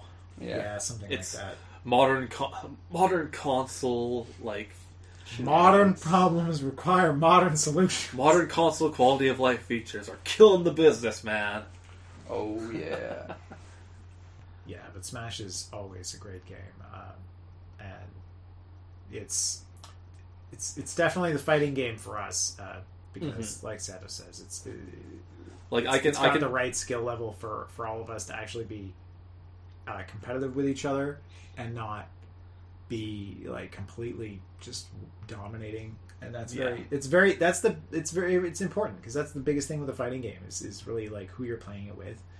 And also Smash is interesting because I think it supports a bit of a wider community than a lot of other fighting games, to the point where, you know, you might be able to, like, meet someone in the party and, like, play Smash and actually have a chance at not losing. Whereas, like, if you meet someone who plays Marvel versus Capcom at a party. You're going to be in the air for 3 minutes, and then the game's going to be over. Yeah. Even with Smash, like a lot of people can play more casually, even if they are quite good, just by not playing their mains, and that's a lot more common, I find. Yeah, with Smash players, you can not pick a main, play with items on, play on a crazy stage, and you can still have a blast. Yeah, and it's nice that it's able to accommodate such a wide range of interest. Yeah. And most fighting games just don't seem able to. Yeah, whereas I would love to bring Persona 4 Arena Ultimax and just have a good time, but I know I can't do that because, if the people I'm playing with don't know the game much other than it's a 2D fighting game, it's just not going to be fun. But Smash is for everybody. Smash for the children. Oh, yeah. All right. What's next? What's next? Okay. Number 6. Number 6 is Final Fantasy 12. Yep. I'm sorry. Final Fantasy is one of my favorite franchises. I'm not going to not put stuff on here. Yeah. different strokes. But Final Fantasy 12 is a game that I didn't even know was released when I bought it. Also, I mean, I'll know. I do have some stuff coming up that's in the same quote unquote series, but there is a difference between 2D and 3D that I consider very important. See, I disagree with you about that, but whatever. We'll get there when we get there. But yeah, so Final Fantasy 12, I remember very specifically when I went to go get that game. Me and Sean went to Guildford for some reason. I don't know why. And I stopped in at EB Games, and I was just browsing, and I had $30 to spend or whatever, and this was a fair amount of time after the game had come out. And I just saw Final Fantasy 12 sitting there. I'm like, what? And by this point, I was already a gigantic Final Fantasy fan, so I'm just grab that, slam it on the counter, let's fucking go. And it's weird because, that's so weird to me because it feels like pretty much every other Final Fantasy game has had people talking about a ton, except for 12. The hype around Final Fantasy 7 and 8 and lesser extent 9, but the hype around 10 and even 13 and 15. There was a lot of coverage of those games, and people, it was in the cultural milieu, so to speak. But 12 is almost forgotten about, I think, which is a shame because of the mainline games, it's my favorite. And I think a lot of the reason why it's forgotten is because the fact that it came right after Final Fantasy 11, and 11 was the MMO, and 12, the structure of it is essentially a single player MMO. And yeah, and also the plot is basically Star Wars. And I mean, Star Wars is just a hero's journey plot, so it's a pretty solid plot to rip off. It's the OG.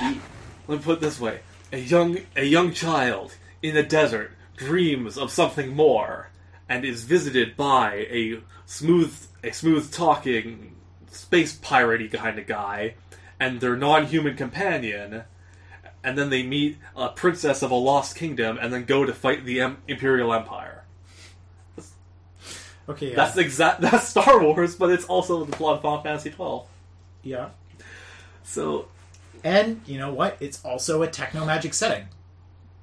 Yeah, Star Wars is techno-magic. the Force. Yeah. You know what? At the time, yes, the original trilogy was techno-magic, and then it just became techno, and nobody likes techno. But yeah, so I think one of the things that pulled me towards Final Fantasy XII the most, and this, I think this might have preempted things a bit because I didn't get into programming until later, but I really loved Final Fantasy XII because of the Gambit system, where you had direct control over your party if you wanted to pause and give them commands, but normally your party would just act based on this system of basically if-then statements, where it was okay, if a party member is below 30% HP, cast Cure. Then, if not, then... and if you find a flying enemy, then, and you're a ranged character, you want to use your ranged attack on them and focus them instead of focusing a ground enemy. And if a creature is weak to fire, use a fire spell. It was just a cool setup for your party members in a way that most of the Final Fantasy games that I think are the best are the ones where you have direct customization of what your party does and what rules they play.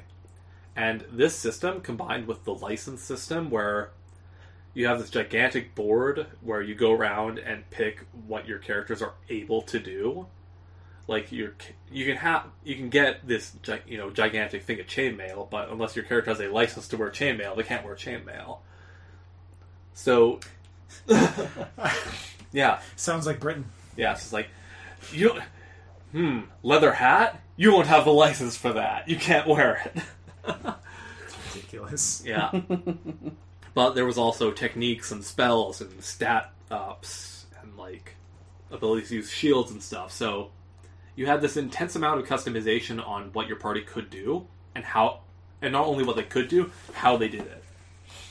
And one of the cool things was, as you progressed through the game and got later on, eventually, like, you could specialize early on to, make a white mage equivalent and a black mage equivalent and, a tanky character. By the end, you were able to expand through this license board to basically have all of your characters be, like, overpowered badasses that could do everything. And that's one of the most important things I think in any kind of RPG, is that if you have this super in-depth progression system, you need to make it so that by the end you feel powerful. And a lot of games have trouble with this, where either the game becomes way too easy at the end, or the game becomes hard in a way that you need to play the game their way, kind of, to get past it. And Final Fantasy XII doesn't really have this problem. The game has a really good pacing and progression throughout. And because it's kind of this single-player MMO thing, you're going through all these like large zones. Monsters are just on the field, and you don't necessarily get into random encounters. If you see an enemy, you can fight it right there. You don't have to like load in the battle scene and completely change the pace of the game. You can just like run around, fight enemies that you want to, run away from the ones you don't. And so it makes traversing the world a lot less of a pain in the ass, a lot less tedious. And the story as well, like, I say it's a Star Wars ripoff, but there's a little bit more to it than that. It's still it's pretty damn good, and the world that they build is absolutely incredible. And it's a PS2 game, but it's still perhaps it's got one of the best examples of scale that I've ever seen in a video game. Like, the initial city of Rabanastre is this pretty big city with all these different parts to it. And in most RPGs, a quote-unquote big city is going to be like, your armor shop, your magic shop, your inn, a couple neutral buildings, and like one plot-relevant building, and a few NPCs walking around. Like, it doesn't actually feel like a city or a town. But in this game, there's a ton of NPCs that you can't even talk to. They're just there in the background as like set dressing. There's a ton of buildings and stuff that you can't necessarily go into because they don't really matter to you. And it feels like a gigantic living city in the way that something like GTA might. And yeah, so incredible scale, incredible mechanics, just an absolute blast to play through. And there's a lot of optional bosses and hunts and stuff in the game that are also really, really fun and are gigantic spectacle fights. Yeah, can't say enough good things about it. Yeah, remind me, this game, you had to see, like in an actual MMO though, you had to like grind levels a lot in it, didn't you? So it had I remember one of the Final Fantasy games, maybe it wasn't 12, maybe it was 13, that you were complaining a lot about the excessive grinding, but it was either 11, 12, 13, or 14. Well, 11 and 14 are the MMOs, and I haven't really played them that much. Or it was 15. I don't know. I'm bad with Final Fantasy. Yeah, so 12 could get kind of grindy, in a sense, because monsters didn't drop gold, they dropped loot, and then you would sell that loot. And this made it so that if you wanted everything, yes, you had to grind. I just remember I had this like hilariously specific memory of you like grinding rats in a sewer in one of the 3D Final Fantasy games. Like, oh yeah. That era. Okay, right. So yes, so like I was saying, like I think if you want to play the game just like not like an OCD person, I don't think it's that grindy. To where like because of the limited amount of money you get, you do have to pick and choose what you buy in terms of gear and magic and stuff, which again fits into the license system in that you can only use certain things. So you can't necessarily get all the most powerful stuff at any one given time, because even if you did, you might not be able to use it all anyways. So it made it so that you had to pick and choose what you got. The problem with it is that the drop rates for certain high-end shit was such that you did sometimes have to grind rats in a sewer for a while. It had this weird chain system where you had to grind specific enemies over and over and over again without killing anything else to get their most rare shit. Oh, so yeah, like if you wanted...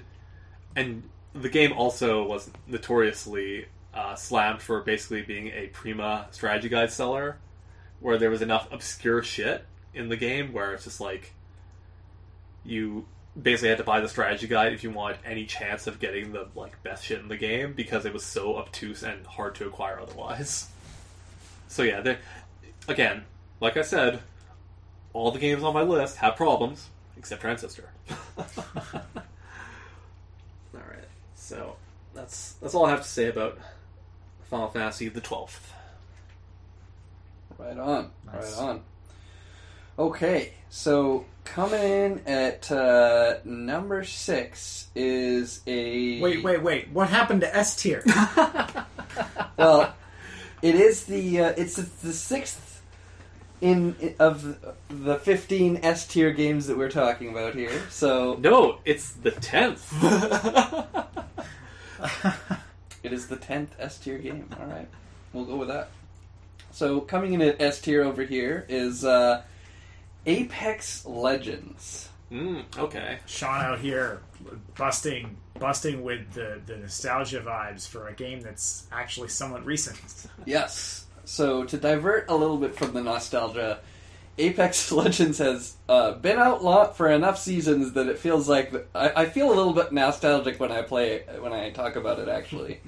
So Apex Legends is a battle royale game that takes place in the Titanfall universe. And so essentially the formula is you're dropping in from a giant ship in the sky onto a map.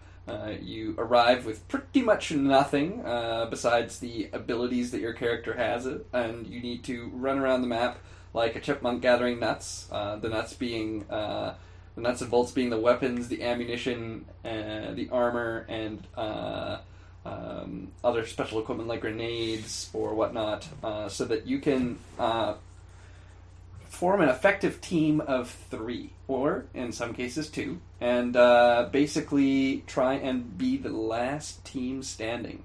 Now, in your way is a ring that of pain and death that is constantly shrinking, and it shrinks the borders of the map until there's no room left. And so the longer that the game grinds out, the less space that you have to fight. And so the games get quite intense. Now, what is interesting is that when you first play this game, you're likely to just get brutally destroyed by other players in this game who have a lot more experience. And over time, you start to get a deeper knowledge in ways you don't expect. For example, as you start to familiarize yourself with the weapons and the sounds that they make, you can actually tell a fight going on in the distance. Now, a big feature of this game is the high fidelity sound that's going on.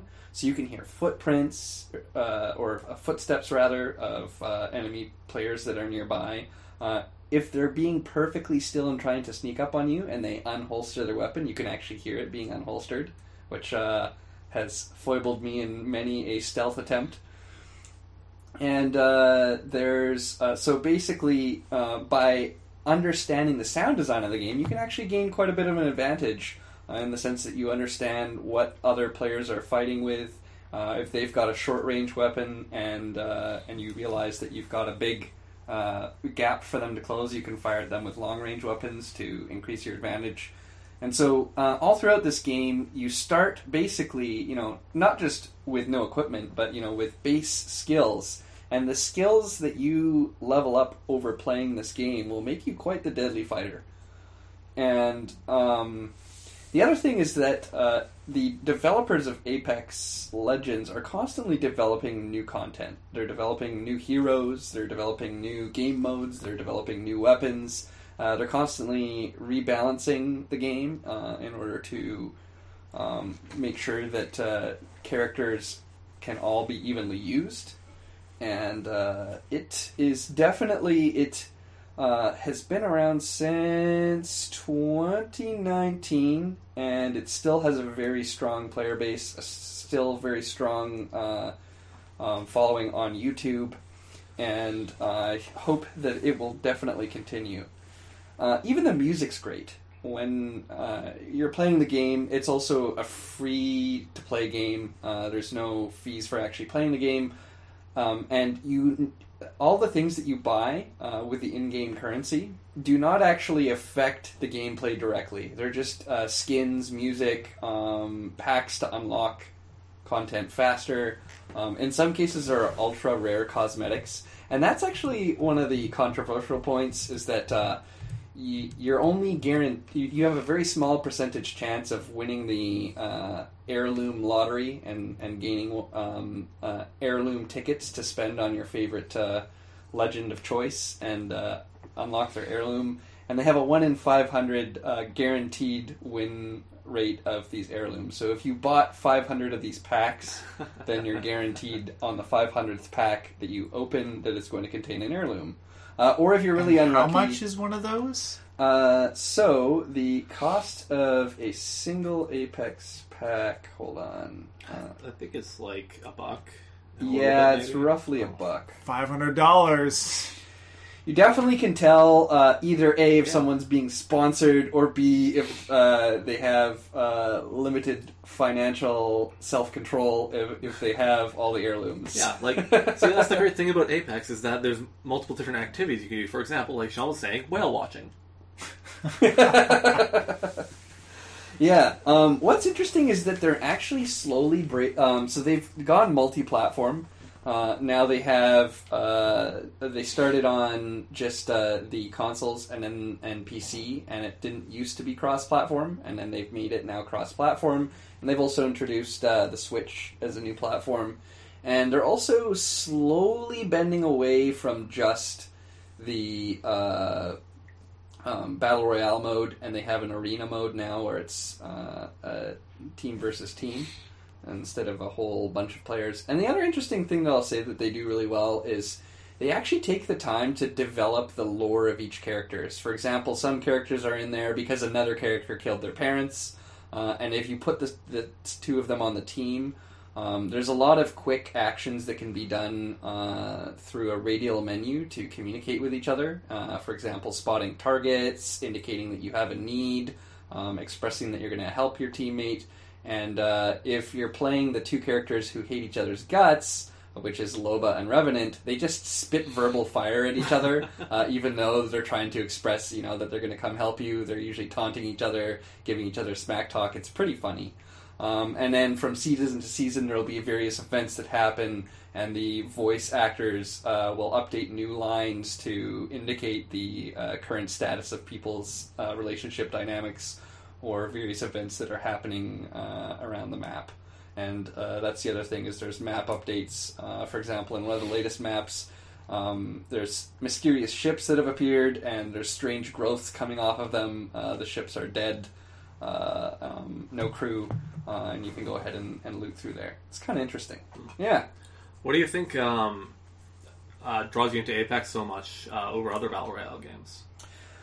I would say that one is that it doesn't feel like a complete waste of your time, and the process of moving from game to game is very efficient. So if you happen to lose a game, you can boot into another game within within a minute or so. If the servers are full, relatively big, there's a queue and whatnot. And so contrast that to, say, Call of Duty, and there's the loading screen, and then you have to make it through the opening mini game that they have, which is all just, I presume, disguising more loading screens and loading screens on loading screens. The other thing that I would say is that there's also a notable lack of people who are outright. So there's skilled players, and those are generally segregated with other skilled players. There's kind of a skill tree that you work your way up. But what you don't generally find is players swooping in to basically just ruin your game with hacks, bullshit, and other things. You may find those from time to time, but generally, if you're being rolled over, it's like that because you've come across players who are of a distinctive skill level above you. But that being said, you can still turn around a situation and reverse it on them given the right time. And the other thing is, because of all the abilities themselves aren't the central point around the characters. Totally. They each have the same run speed in general, the same and are generally equal. But those abilities feel like extra flavors on top of that enhance the combat rather than dominating it. I totally agree with that. That's a great point. Yeah. So that's all the factors that put it in as my top Battle Royale, and the number 6 on my S tier list. Cool. All right. Well, I think that wraps up this episode. Yeah. Again, feel free to reach out to us at angrysunzone@outlook.com. Yeah. Make sure to subscribe to our podcast feed. I don't know. Wherever good podcasts are found. Yeah, we're on several platforms. So though, if you're listening to this, you probably already knew that.